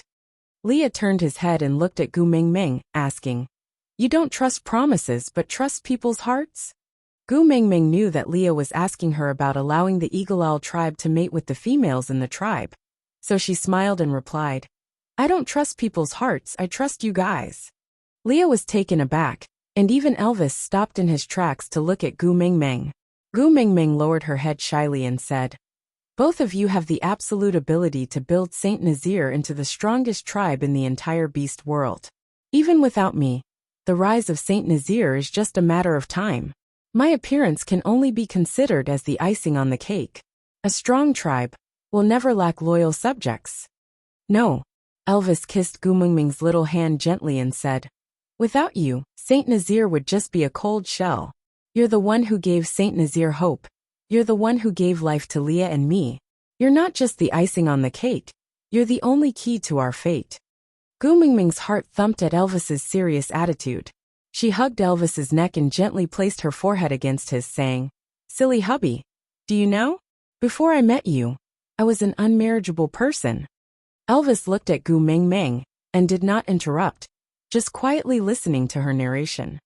"I don't have any sense of identity or trust in marriage. I don't need to tell you the reason, but you know it." The corner of Gu Mengmeng's eyes drifted to the tribesman behind her. She had already lied about being the daughter of the beast deity, so she definitely could not mention her parents' divorce in front of outsiders in the future. But previously in Sauter, she had mentioned it to Leah and Elvis. Gu Mengmeng believed that the two of them would not forget what she said. Sure enough, Elvis and Lee's eyes darkened as heartache appeared on their faces.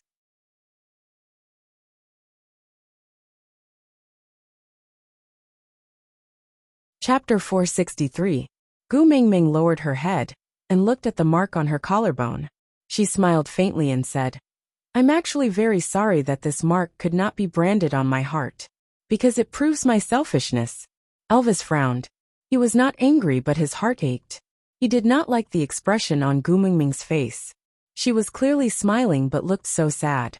Gu Mengmeng said, "Initially, I agreed to mate with you because the atmosphere was too confusing. Another reason was that I did not want to be alone anymore. I believed you.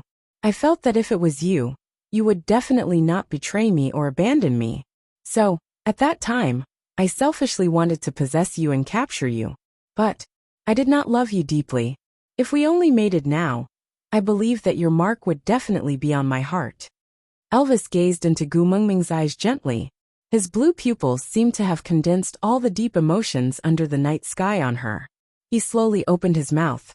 His voice was low and melodious like a cello.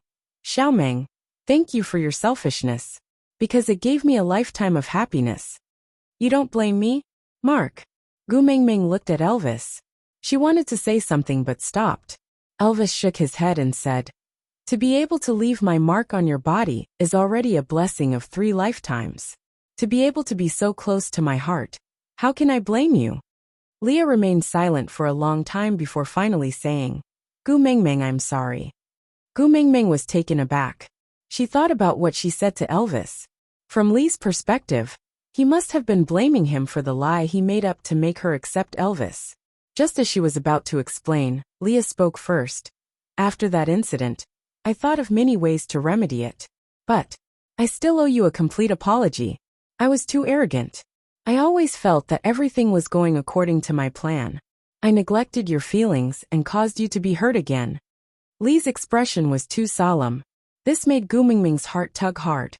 He himself was covered in wounds and wounds. How could she ask him to consider the past, the present, and the future for someone he didn't even know? Gu Mengmeng suddenly smiled. She patted Lee's shoulder and said, "Compared to an apology, I want to hear a confession more." Leah looked up with disbelief in his eyes, but when he saw Gu Mengmeng's sly smile, he knew that he was thinking too much. Gu Mengmeng replied, "Because I can reject a confession, but I can't apologize." As expected, Leah took a deep breath and changed back to his usual seductive and affectionate look. He leaned against Elvis and rested his chin on Elvis's shoulder. He wagged his large tail in front of Gu Mengmeng and said, "You obviously enjoy the feeling of me being by your side, right?" Gu Mengmeng scoffed and said, "How is that possible? I can't wait to find a senior monk to deal with you, you evildoer." But Leah did not believe her and said, "Then why did you ask me to scram back the other time? You even said that if I don't return to your side, you will ask Elvis to break my legs." Gu Mengmeng was deeply worried about her intelligence and regretted for the 10086th time that she should not have been rash and fallen into this cunning fox's trap. Clenching her teeth, Gu Mengmeng said, "I'm just afraid that Oraton's good cabbage will be taken away by you, you sly fox."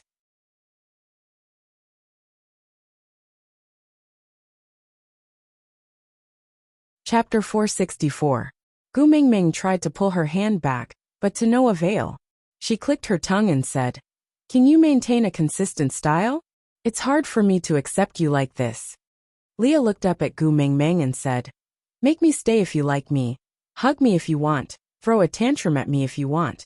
Tell me to scram. When you hate me, don't feel guilty because you didn't mate with me. Staying by your side is my own choice, because your selfishness is what I wish for. Gu Mingming said, why? It's all in the past. Leah said, as long as I don't die, you will never be in my past. Gu Mingming could not reply, and could only remain silent. The group of onlookers behind were watching with great interest. Gossipy. Breaking news. The former Ninth Highness of the Messengers tribe degenerated into a beast pet. Is this a corruption of morals, or a distortion of human nature? Please watch Gu Mingming vs. Leah *AVI. A small portion of these people were former members of Saint Nazir, while the majority had just joined this time. The new members did not know what had happened between Gu Mingming and Leah in the past, but this did not stop them from watching the gossip with great interest. They're holding hands, holding hands. Look, the great messenger's gaze is melting. I bet two giant beasts that the great witch doctor will definitely be able to take the position. No, I don't think so. Look at the cold aura that the great tribe leader is emitting. He will definitely not let him take the position so easily. Just as the main leads were silent, and the onlookers were exchanging glances with each other, the group finally returned to their original campsite. The females surrounded them, and felt strange at the things the males were hugging. Mandy was the one who was more familiar with Gu Mingming among the new females, so she plucked up her courage and asked, Great Messenger, what is this? Gu Mingming then regained her composure from Li's words. Rubbing her face, Gu Mingming said, This is bamboo shoots, it's the best for stewed meat. Let's stew a small pot later. Those who like it can register with Leah, and let him distribute it to everyone. It's food. Do I have to add chili too? Mandy was obviously afraid of the spiciness today. Gu Mingming smiled and said, If you guys are not used to eating chili, then don't put it in. I will make a special dish for myself. Mandy lowered her head in embarrassment and said, We. Gu Mingming took out a bamboo cup and handed it to Mandy. We found this in the bamboo forest just now. It's perfect for holding water. You are the first beauty of the tribe, so I'll give this cup to you first. Mandy was extremely surprised. She wiped her hands on her body and carefully received the cup. She looked at Gu Mingming and asked, This is really for me? Gu Mingming nodded and said, Of course, you are the first beauty of the tribe. You should be rewarded. Mandy was so excited that she was about to cry. Holding the bamboo cup with both hands, she spun on the spot like a toxic dragon drill. Gu Mingming maintained a polite smile, but in her heart, she was ridiculing. This era of material scarcity, what has it done to women? How could a piece of broken bamboo be so happy?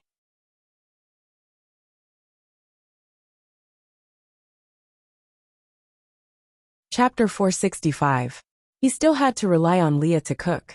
Fortunately, he was not affected by the events on the road, and had already recovered. Gu Mingming intentionally avoided him, but he acted as if he did not notice, and continued pestering Gu Mingming, asking, It's also my first time eating this thing. You should at least give me a demonstration, right? Gu Mingming had no choice but to nod her head. She took a small step back, and widened the distance between them. She called Elvis over to cut the bamboo shoots into slices, before cutting them into strips. Elvis had a side effect from cutting ginger during winter. No matter what he cut, the thickness would be similar to that of ginger slices. Unless Gu Mingming had special instructions, they would all be treated the same. Mechanized assembly line production. Gu Mingming set up a small pot. She first used the fat meat to make some oil, then placed the cut beast meat into the pot. Fire was different from gas. There was no way to control the heat evenly, so she could not fry it slowly over a small flame, and could only stir-fry it quickly. After barely stir-frying the meat until it was golden brown, Gu Mingming scooped the meat out and added ginger and chili into the hot wok. After stir-frying it until it was fragrant, Gu Mingming poured the meat back into the wok and added water. After everything was done, the surroundings were already crowded with people. Gu Mingming looked up and saw many pairs of longing eyes staring at her. Gu Mingming tilted her head and said, Here. I added chili. Mandy took a small step forward and said, Great emissary, I'm not afraid of chili. Can you share some with me? Gu Mingming squinted her eyes and smiled. It's my honor to be able to have dinner with the first beauty of the tribe.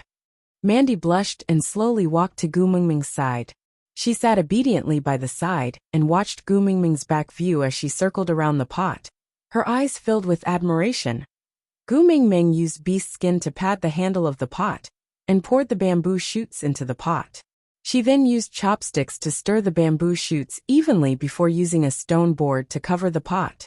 Turning his head to look at Leah, he said, "That's the basic process. Normally, you can collect the juice after stewing it for an hour. But the meat of wild beasts is harder to rot than domestic pigs, so you can cook it for another half an hour or so. Season it with salt before serving." "Oh right, do you still have any potatoes?" Leah nodded. "There's more," Gu Mingming said. "Then cut 2 potatoes and soak them in water.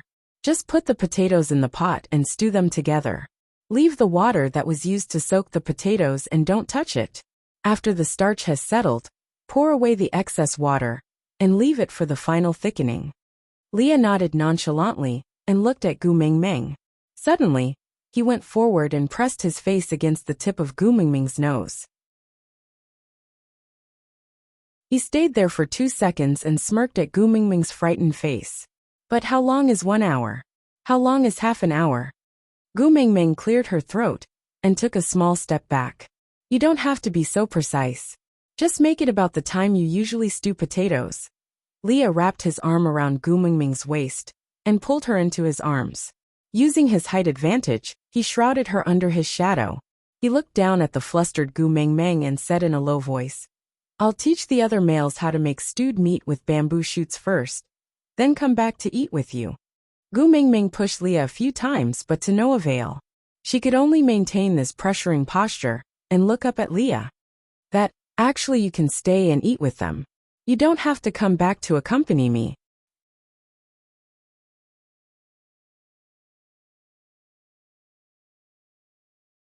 Chapter 466. Gu Mingming laughed dryly and said, Make more and ask Oriton to come over and eat with us." Leah leaned forward and approached Gu Mingming slowly.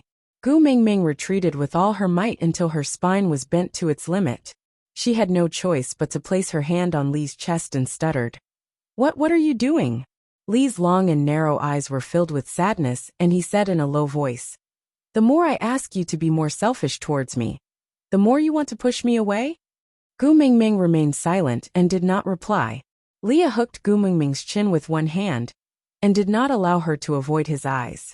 He then said softly, "You drew a boundary and did not allow me to cross it. I can only stand at the boundary and look at you that I cannot touch no matter how long I stretch out my arms. Greed and desire have forced me to break through that boundary again and again to get closer to you. But you always escape even further the moment I cross the boundary. I don't want much. I just want to push the boundary a little closer to you, so that I can touch you with my fingertips when I stretch out my arms with all my might. Then I will know my place and not cross it. Just a little bit will do, so that I can reach you. Just a little bit." Gu Mingming pursed her lips and remained silent for a long time before saying, "Maybe the scenery behind you is even more beautiful. Why don't you try turning around?" Leah laughed a rather miserable laugh and asked, "You are abandoning me?" Gu Mingming did not say anything and just frowned. Leah suddenly let out an ah sound as if he had suddenly realized something and said, "Yes, in your eyes and in your heart, I am no longer the daddy Leah from before. You have never allowed me to become your male, so abandoning to me is a luxurious word." Leah let go, turned around and stood still. "I will go teach the males how to stew bamboo shoots, and then stay there to eat with them. You don't have to let Oriton go there because of me, although I am not the one who is favored. But I am also happy to have another person by your side who can make you happy." With that, Leah slowly walked to the side and did not look back again. Lee's body heat still lingered on Gu Mingming's body, and when the night breeze blew, it disappeared without a trace. Winter was clearly over, but it was still so cold. Elvis hugged Gu Mingming from behind and kissed her forehead. "As long as you call for him, he will come back." Gu Mingming's eyes lit up. Gu Mingming shook her head. "Maybe I should let him live." "Huh?" Elvis was confused. Gu Mingming said, "We have a famous saying there. If you love, please love deeply. If you abandon, please be thorough. Don't be ambiguous and hurt yourself and others. Elvis remained silent and did not speak. Gu Mingming stood behind Leah and stared at his back as he demonstrated how to make bamboo shoot stew meat in the crowd. She said, "Maybe from the start, I shouldn't have taken a laissez-faire attitude and given him a buffer period. This kind of attitude made it harder for him to let go. It was hard for him to give up, and he was at a loss for what to do." Elvis kissed her hair and said, "No, you're not wrong. If you hadn't been soft-hearted back then, Leah might not have survived that winter." Gu Mingming looked up in confusion.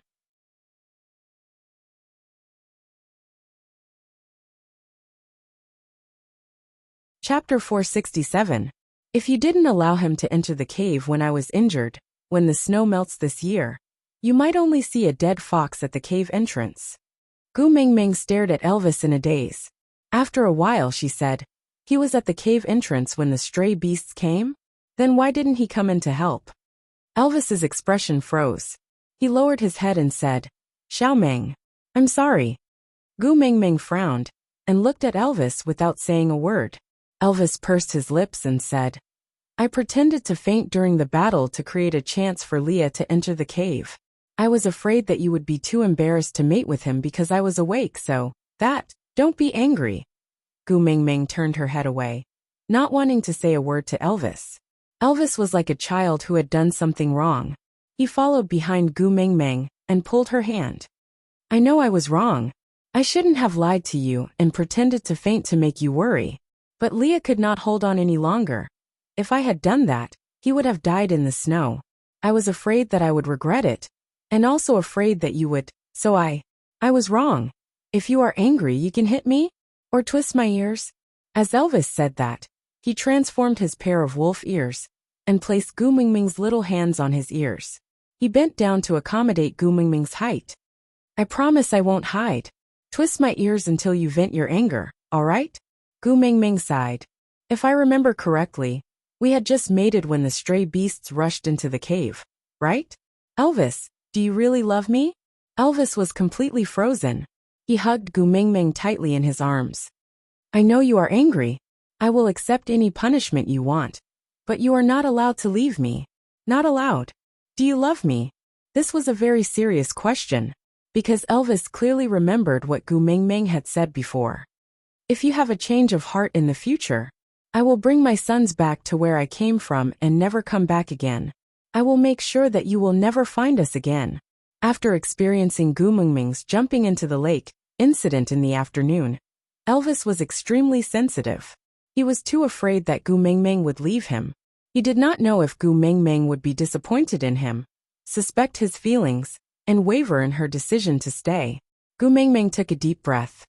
"I did not say I want to leave you. I just asked you, do you really love me?" Elvis hugged Gu Mingming tightly and refused to let go. He desperately wanted to prove his love, but realized that all his words were so pale and powerless. He did not know what to say to make Gu Mingming believe that the reason he helped Leah create that kind of opportunity was precisely because he loved her too much and did not want her to be unhappy in the slightest. After pondering for a long while, Elvis held her hand and placed her palm on his chest, saying, "If I dig it out for you to see, then you won't leave, all right?" Gu Mingming's heart trembled. Gu Mingming felt the vibration coming from her palm, and only spoke after a long while. "You don't have to use this method to keep me here. My son is still here, so I won't leave." With that, Gu Mingming retracted her hand. Elvis refused to let go. He was afraid that she would injure herself with brute force, so he could only use his other hand to hug her waist tightly to secure her in his arms. Frowning, Elvis could feel the uneasiness in his chest that was throbbing in unease. "You don't even dare to say you love me. Why are you still hugging me? Let go of me." Gu Mingming twisted and struggled, kicking and hitting Elvis. You're tuning in to the Journey of the Soul YouTube channel. Don't forget to subscribe and join us on this journey to catch the most captivating stories.